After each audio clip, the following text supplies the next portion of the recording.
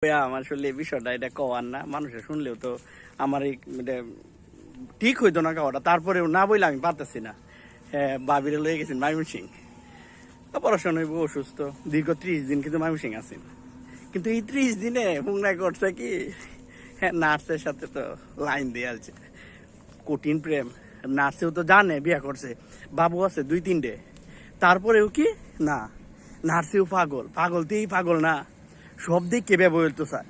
আমি তো মানায় পারি না, না পারি আর নার্সের নামায় মানাইতাম। মানে একটা পর্যায়ে বিষয়টা আমি জানলাম আর কি, যখন জানিয়েছি তখন হেরা বলতেও বাধ্য হয়েছে বিষয়টা।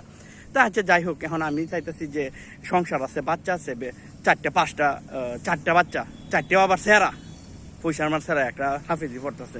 কিন্তু বাইরে আমি কত হইলে বুঝাই, তো এটা মানে না, বেডিও মাথার বাড়ি লয়, ধরালে কলে আমি ধরালে চাকরি সাইডে দিতে মানে না আরাম। আর হ্যাঁ তো ভাবছে চাকরিগুলো হইলে আর তো বেশি ভালো, কিন্তু হ্যাঁ আমি বুঝাইতে পারি না, এখনো বুঝাইতে পারতাছি না।